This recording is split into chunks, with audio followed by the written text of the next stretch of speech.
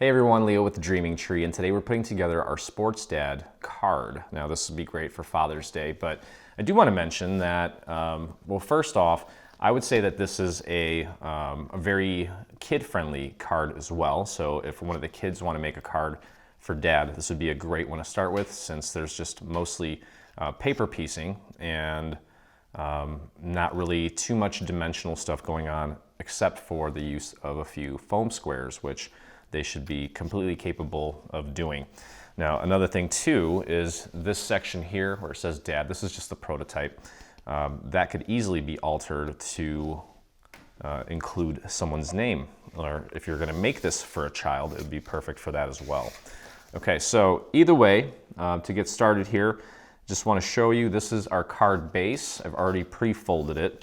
Now you'll notice that on one side here, this side here, after you fold it, now you could technically be holding it this way, so look for the little markers on this. That's how you know that this is the face. These markers are there to help us piece the actual Dad caption, okay? And it's twofold here. We've got a back layer that kind of creates almost a like shadow element, and then there's a darker color that is the actual letters. These are just kind of like little shadows. So let's start with that. You got your card pre-folded, and we're going to begin by just gluing down the letters. So throw a little bit of glue on that. I'm starting with the A. Now obviously it's going to go in the center here, and use the little markers. You'll see that they're, I'll point out exactly where they are right now. So with this one, let me use something to point with so my fingers don't get in the way. There's a little marker here, here, and here that you just need to align those corners of the little shadow A to get it in the right spot. Okay, and now these two D's are exactly the same, so it doesn't matter which one you use. And there are little markers here, here, as well as inside to help you with the placement on the letter D. Okay, so let's get a little bit of glue and get that glued down. And you see what I mean here. Whoops. This is certainly a kid-friendly project, definitely good for beginners as well. So if this is your first card with us, you picked a pretty easy one that will go together fairly quickly and give you the confidence to try some of our more dimensional things. Okay, so let's get that in place. Again, just using the little markers as my guides here. There we go. And then, as I mentioned, there's a darker layer. It's going to go, you're going to want to make sure that you top left justify that. So you could technically put it here, and that would change sort of the shadow, but as intended, we want it here. I guess if you want, you can do it either way. Technically would work, I think. I'm not sure if it would work with the A. I know it works with the D. Okay, so we're going to pop that right in place, like so. And it just gives it a cool dimensional look. Okay. So we're going to do all the paper piecing here first, and then use the few little pop dots that we need to get this completed. It should go pretty quick, depending on how quick you can do your paper piecings. These almost look like little university letters too, so that's kind of a cool idea. If you have a child that plays a sport, you can always change that from saying Dad to your child's name. Now this piece here, it's actually a really cool pattern. That's going to go right here, right up along the right-hand side as far as it goes, and then also try to make sure that it's flush with the top and bottom. Okay, so let's get our glue on this piece. Now, of course, you can ink where you see fit. You could not ink, but I do think that, well, depending on the paper, I guess, inking really just, adds to the card itself, especially when you're dealing with just paper piecing like this and it's very simple. You may as well spend a little extra time. Inking, since there isn't, much else to do, since it's all mostly just flat stuff. Okay, so that looks great. And now, before we get into the more dimensional stuff, we can open this up. We got two white pieces here.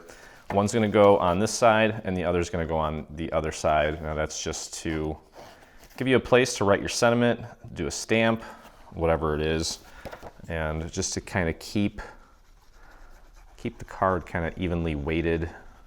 We added one on the other side as well, just to thicken it up. Okay, so grab our glue, put it on the panel here. When you put this in, just make sure that you are, and actually, you know what, to help, make sure that I'm getting this nice and centered. It helps to kind of fold it the other way so you're only seeing that one side. And I probably let this sit way too long. And try to get that nice and centered, nice even border all the way around. Okay, there we go. Now this is where, if I can find it, brayer would come in handy, just to cover more surface area as you're pressing down. Also keep everything nice and flat. And you see why we didn't put the front elements on yet, because we don't want to smush them, especially if they have, if they're dimensional with foam squares. Okay, now if you do have any little corners of this piece that are kind of sticking up, just throw a little extra glue underneath the problem area and press it down. That looks great. And we'll repeat the same process on the other side, like so. But yeah, I definitely took my time with the inking on this, just because, like I said, it's a very simple card. Shouldn't take long, so I wanted to highlight the elements that were there. Okay, now that the other side is on, you can kind of use it as a reference as far as the placement, just so everything looks like it's on the same plane. Okay, there we go. Definitely has a vintage vibe to it, and I'm digging that. All right, so at this point, we're pretty much ready to work on the little elements on the front here. So first layer that we're gonna put down here, and you'll notice that I just inked the bottom here as well as the top of the bat. And you can see where that goes. This little foot looking thing sticking out here. That's where this guy goes. And these are gonna match up with these little rays here. Okay, so you just want to make sure that we get that glued down like so. So let's get our glue on this, and you're going to do your best to try to get that glue out to the very tips of these little bursts, so that those don't get snagged by something and end up peeling back or ripping off. So just try to get your glue on that,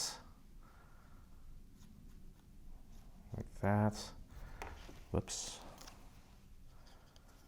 And a little bit in the center. Gotta work quick. And there we go. Okay, press that down into place. Now, we're gonna end up giving a few of these elements some dimension by way of foam squares. Okay, so now we've got the color element that goes on top of this. Now you may have to kind of rotate this around to see where it actually fits, because there's a lot of random spikes, but look for this spike, and then there's a long one and a short one. This one is a little bit thicker near the base, so that's kind of a good visual to help you locate where you need to, or how you need to position it. Okay.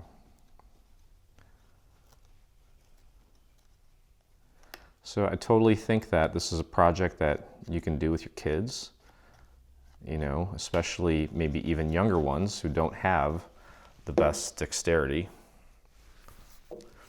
and just kind of get them started working with their hands. And I know, my girlfriend's little girl, she loves making mom cards with just printer paper and some markers and such, and I think that this would be a really fun thing to do with a child. Okay, So we've got that in place. Now we have our little baseball there, and we do have some stitches for it. Now after I ink this and put the stitches on, I notice that you need to make sure that you get this aligned correctly. You'll see little markers on here. Now if you put it up against this one here, it just kind of ends up in no man's land. It means you just need to move over one. And then you'll notice that it fits within the confines of the little markers there, and that's how it should look. Okay, so I'm just gonna throw a few little dots on the back of this. You don't need a whole ton of glue for this. It's a very delicate little piece that will stay put with very minimal glue. Okay, so get that lined up. It should terminate around the round outer edge of the ball. That looks really good, especially, should definitely give that ball some ink. I used a combination of a little bit of brown as well as some red on my baseball, and it really made it look real. Okay, so there's a beautiful ball, and this guy here is going to go right in the center like that, and I'm going to get my foam squares out. And I think with this guy, we're gonna do just like a tripod sort of setup here. Okay. So this guy's gonna go out here, and just make sure you get it nice and centered on this little burst. There we go. That looks great. Very lifelike, especially, you definitely want to hit that with a little foam square to bring it to life. That's a great looking little element there. And now, to assemble our football and basketball. Now the football is a separate piece, and we're gonna begin, well, we could start in the center, we can start on the outside, doesn't matter. Obviously that's gonna go there. So let's get our glue on the back of this guy. Go very easy, so you don't end up spreading the glue all over the place. Okay, get that lined up with the center. And you may need to kind of nudge it left or right, depending on your initial placement. Just make sure you don't see any of the bottom color coming through. If you see a little bit of it, it's not the end of the world, but do your best. And then we have the little tips.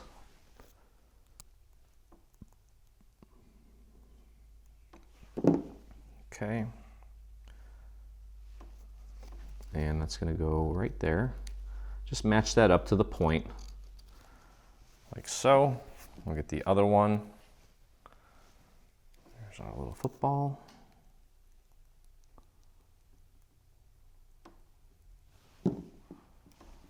There we go. And then once we have this done, there's a little section where that's going to go on our little shadow piece here, right here, like that. Okay, so we're just going to get that glued down like so. So go ahead and get your glue on there, and then all that's left to do is put our little basketball together, which isn't all that bad.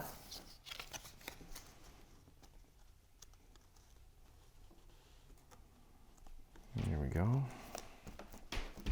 Okay, so on this section here, right about this area, you'll see that we have some little markers, and that is to help us with the placement. It's going to kind of fall into place like a little puzzle piece. The bottom of this is going to pretty much touch, actually it will touch the football, and then the tip of it will meet up with one of those little markers up there. So let's get our glue on this first piece. And just like a little puzzle, I would start by getting it aligned with the marker first and then popping it into place like so. Okay, and then need to find the right piece here. Well, let's do this one. Actually, you know what? I just realized I forgot to put this part on the baseball bat. Let me go back to that. Whoops. There we go. It's just the the other color on the bat. There we go. Sorry about that. Okay, that looks nicer. Now this is the next piece that we're gonna put on the basketball here. So get your glue on there. And match it up with that marker there. And then pop it down into place like a puzzle. There we go. And that just leaves two more. Now with this, the little point, I think this one actually is going here. Yeah, so there's two pieces that are just kind of like slivery here, very thin. And I don't know if you'll be able to tell, but the one that's a little bit thicker and longer goes on the left. And the one that is a little bit thinner and shorter goes on the right, just like that. So that actually looks really nice. I did also hit this with a little bit of ink. Now with this, I would just do just a few little dots. You don't need a whole ton of glue on this. Again, it's very delicate and small. A little glue will go a long way. And again, make sure that that's nice and aligned with the very edge of that ball, the black version of it, or the black part of it, the shadow layer. And then we'll do the last layer here. One end is pointed, the other end is flat. The flat part goes on top, the pointed part goes on the bottom. Okay, and use that little guide there to make sure that you have it in the correct spot. Okay, so there's that. Now I'm seeing a little bit of a white core down here, and I kind of don't like that. So I'm gonna grab my brown ink and just at that spot right there, just hit that with a little brown to hide that white. There we go. That's nice. Okay. And then with this, you can glue this one down flat if you'd like. I'm actually going to pop dot it, but with a thinner pop dot, or foam square, I should say.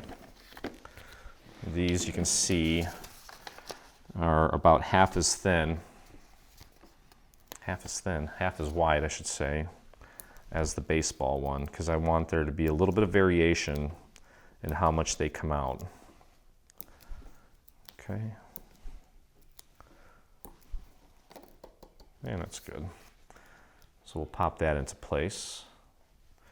And you can see here, that little element there is where our football is going to go. So that's going to help you with the placement of this piece. So we'll get that in place, and then all that's left is to put our envelope together, which won't take that long at all. It's very simple, actually. Okay, and let's pop that into place. Just follow the little outline there. Okay.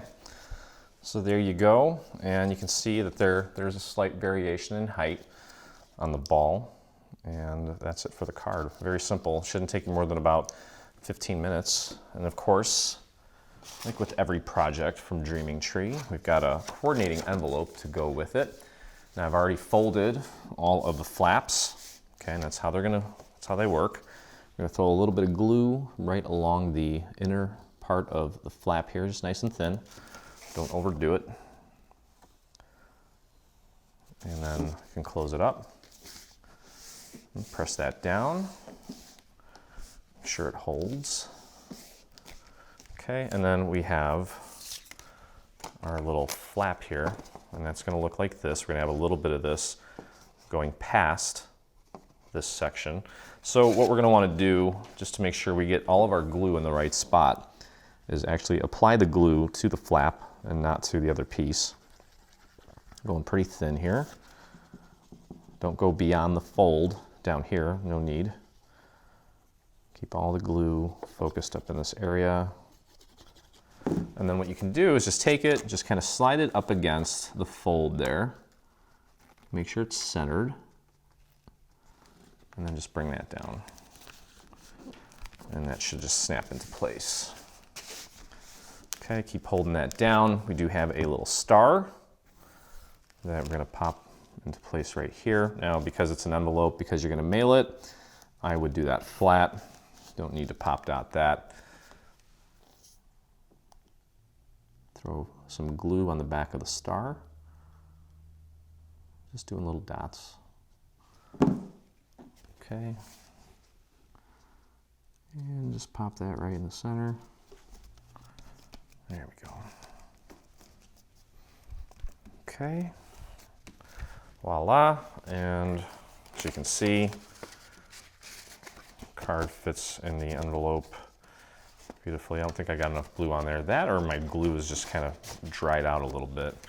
But there you go. I just need to fix this little flap here. And if this ever happens to you, just like I did before, get a scrap piece of paper and just take and just paint a little bit of glue on the section that needs a little extra love and press that down.